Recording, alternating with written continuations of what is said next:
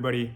I know that it's been a while since I've put one of these videos out, and so I just wanted to take a moment to go, we recognize this. It is our goal to hopefully continue with these updates. I know that we have been getting some good feedback, and I'll tell you, going back to shift work starting in June, it kind of left me, my family, and work life kind of at an imbalance. So now that I do have the time to give to the union, and to give as a president, I want to make sure that you, the members, are staying the most up to date.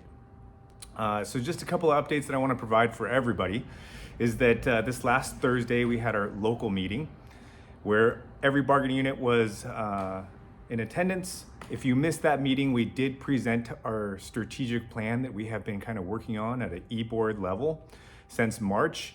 And so it's really kind of in that draft format that is setting forward our goals, our objectives, our values, and how we got to where we're at. And so please, this will be sent out in email. I encourage you guys to go through it, to read it.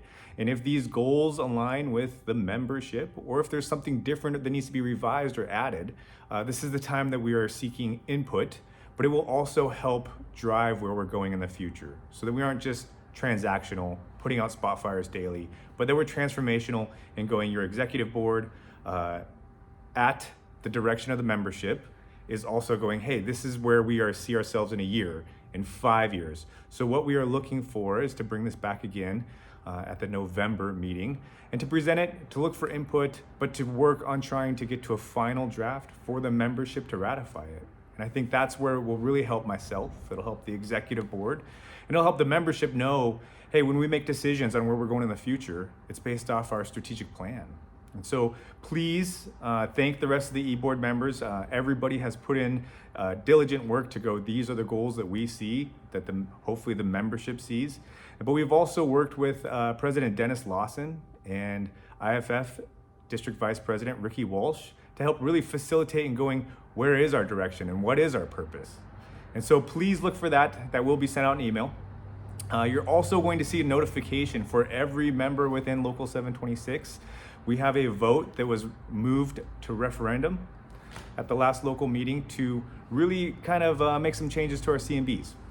Now you will see within the strategic plan that we need a whole overhaul of our CMBs, but we're kind of hung up within one section of that that's really providing some difficulties in providing union cover and shift replacements.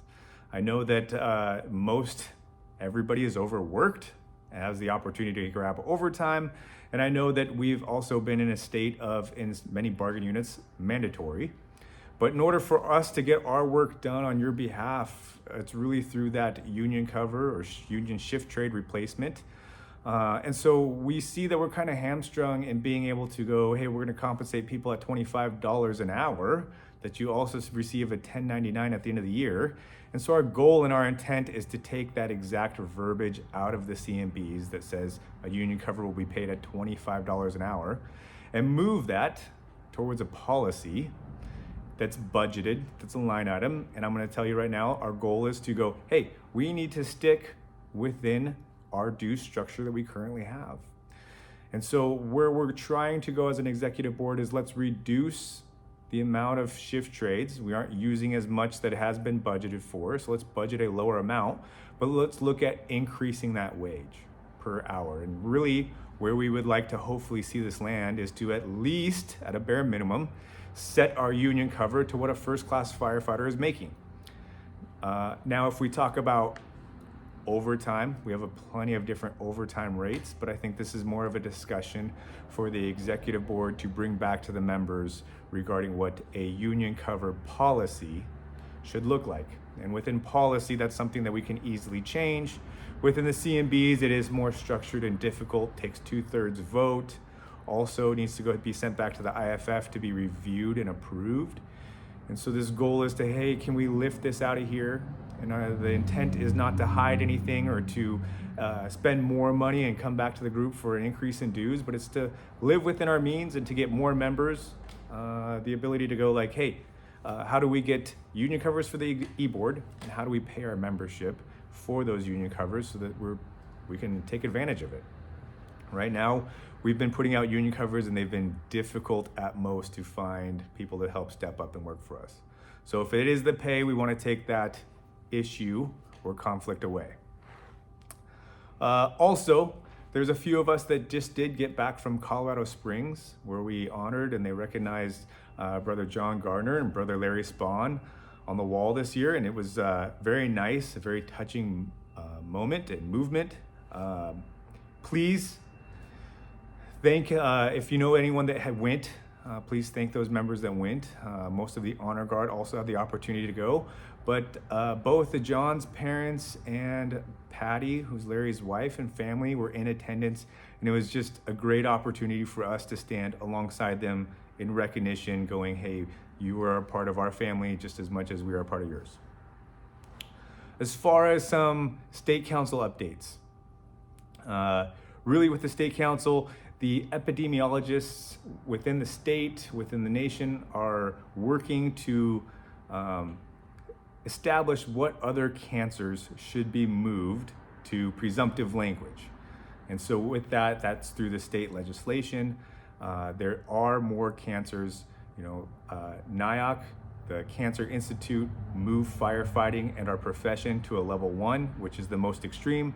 And so it is literally going, we have a good set of cancer presumptives and that language, but there are still other cancers that our members are coming down with that we are experiencing as a result of our job, but they're not just covered under presumptive. So that's really where the state council is looking at pushing more of their legislation towards next year's session. Also, let me just go through my notes here. With the IFF, their updates, just so everyone's aware, the IFF MERP, which used to be the State Council MERP, has now switched over to the IFF, national-wide plan. California has a similar plan that is actually being merged into the MERP plan, and so you will start to see some benefits, some increases to the plan. If you are well aware, there's like a lot with MERP already and how many credits we're buying. Everybody in the bargaining unit has to do the same amount. We will make sure that that MERP website is pushed out to everyone so you can go over all the new changes. Just some brief changes are that when you go to retire, you'll be given some options for a spousal benefit, which that used to not be there. And also, there is language that if we move to put in our contracts, you can put annual buyouts or buyouts into retirement into the MERP plan, which would get you an increased defined benefit until you pass away. Or you can move it into a MERP, technically an individual account, which is very similar to an HRA account that you can use until those funds are used up. But it is that vehicle of putting in tax-free money and receiving tax-free money out.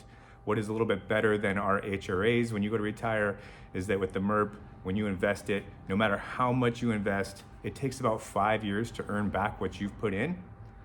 And then after that, it's free money until you and your spouse pass away. Also, with the IFF, some updates is that the Northwest Firefighters, which used to be kind of a state-run healthcare program, which the membership within South Pierce, Central Pierce has been in. The former members of Orting are moving over towards, and the members of Graham we are looking to onboard here, is being revamped into the IFF's healthcare plan. So it is being pushed out nationwide.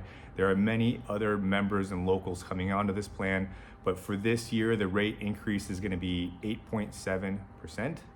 And again, like last year, for those that have been on our trust, that have been through the IFF's healthcare plan, if you don't have any changes to you or your family, nothing to fill out. You'll continue to carry on. You should be getting some new membership cards and go forward.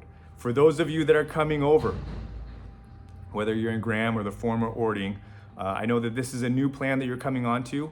I know that there's quite a bit of information that is being passed from your guys' district to DI and to the trust.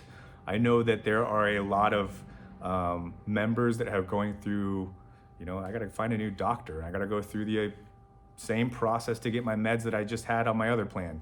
There will be some obstacles, there will be some hoops to jump through. Just know that Di is our benefits coordinator. She is your advocate. She is our advocate. She works for us to get us our benefits. And so please, if you run into any of those obstacles, get a hold of Di. just to go back, let me fill you in on a little bit of like what we've done, where we're going. So for those of you that are in the Central Pierce Bargaining Unit, we have a firefighters bargaining unit meeting this Friday, September 29th. I encourage you guys to be there. You will see the former members of Orting at this bargaining unit meeting. They are members of Central Pierce. We are working through some final transition pieces to make sure that we can operationally work in the stations down in Orting, and their members can work at the stations in Central Pierce. But they are currently working underneath our contract, receiving a paycheck from Central Pierce. So you will see them at our meetings. You will also see their former Vice President, Jonathan Burgos. He is still working in that position until we are able to formally move Orting and their district and their citizens into a consolidated merger. So there will continue to be transition pieces, items that come up, and you will see both Jonathan Burgos and Brian Denman, who were the former Orting reps, take on union roles and responsibilities and duties on behalf of Central Pierce and Orting. We also have within that bargaining unit meeting some discussion, some items to discuss. You've seen some emails come out regarding Engine 41, how it's going to be bid, who is allowed to bid it. We have worked through a T8 agreement, but there is some discussions. And I think that we need some input from the group. I think that we want to come and tell you how we got to where we're at, but it's not finalized and completely done. The group still needs to vote on it. We're going to solicit your input and advice, but please, I encourage you to show up to that meeting, and what we do send to vote and what is ratified will be the process moving forward. I know that the district has sent out some of these bids early, and so it has changed several times, but the intent is to go, hey, we have a new rig opening up. It has some positions that need to be bid out, and our discussion or topic has really been like, it should be allowed for anybody that is qualified with the seniority to bid it. More to come at the meeting. If you do have questions, please reach out to your respective rep. Also within Graham, the firefighter bargaining unit, the firefighter CBA has passed. Like I said, we are working on moving members over to healthcare. If you do have questions, speak with Di. The onboarding process is going to take a little bit of time, but we are working towards an effective start date of January 1.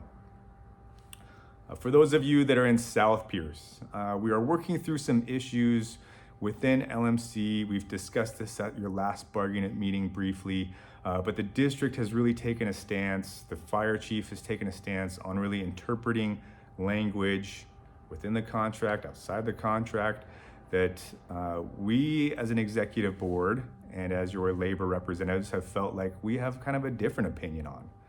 And so I will tell you, the cash out of holidays, the members within South Pierce have been receiving some differences regarding their holiday buyback checks.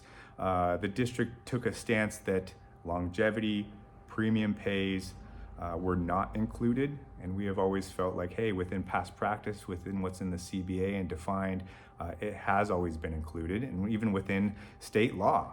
And so we have moved through that grievance process to agree that, hey, for 23, your base pay will include your longevity, will include any premiums, and we will also be working towards defining it for 24 and beyond, which we also feel like we've already done.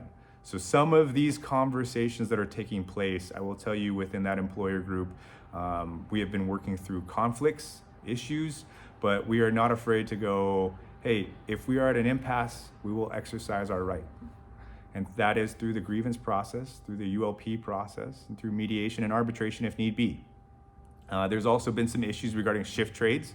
And so for our members in South Pierce, the question has been brought up through the employer that if you are trade off for the entire month, that you actually aren't here at work, meaning you haven't worked your minimum 90 hours for DRS, which means you don't get your credit.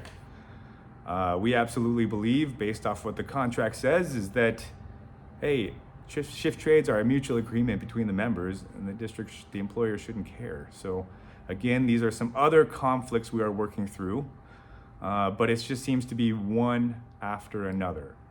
So regarding that, we are having discussions on what a lateral firefighter is and the definition, the qualifications of. In the contract, it says we will come up with the criteria, and the district has said we need to hire some people and we're going to make some of them laterals. And I said, we absolutely want to come to the table and define a process so it's equally and fair for everybody moving forward. But we seem to be meeting resistance with that, as well as we are passing proposals back and forth regarding the potential of moving to a BLS rig. And so we've had some discussion with the group in South Pierce. Our minimum staffing is 3 ALS cross staff units. And if the intent is to move to a BLS unit, is that something that the membership would agree with? Or we have it in contract that we just say we're at an impasse. It has been a lot of struggles. It has been a lot of obstacles in the way, but again, we hope to find some resolution. And if that involves exercising our rights, that is so be it. Again, as far as these updates, I want to be transparent and open, let you guys know what's going on.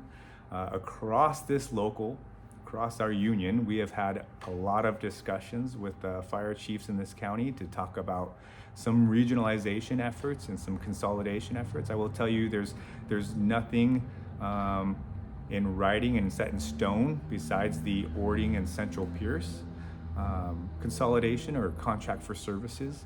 But these conversations will continue to spur, and it will lead to, what does one district or one department or one labor contract look like? I will tell you these questions are coming from the commissioners.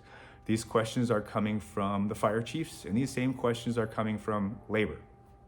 And I will tell you, as we work through the gray area of what it kind of looks like, as we work through the questions that are brought up, it is my goal, it is our goal as an executive board to be bringing those questions and answers back to every union member, and that you guys should have a say in going, what do you want to see?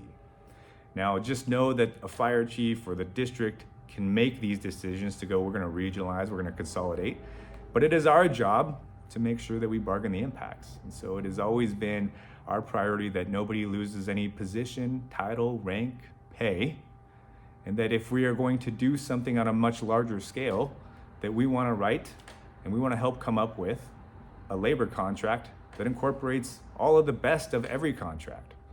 And so we will continue to advocate on that behalf.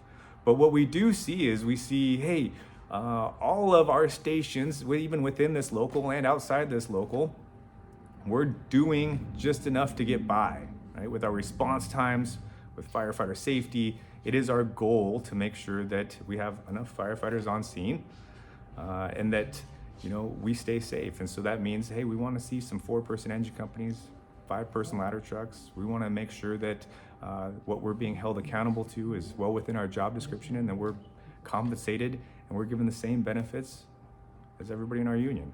So until next time, thank you very much. Good to see everybody.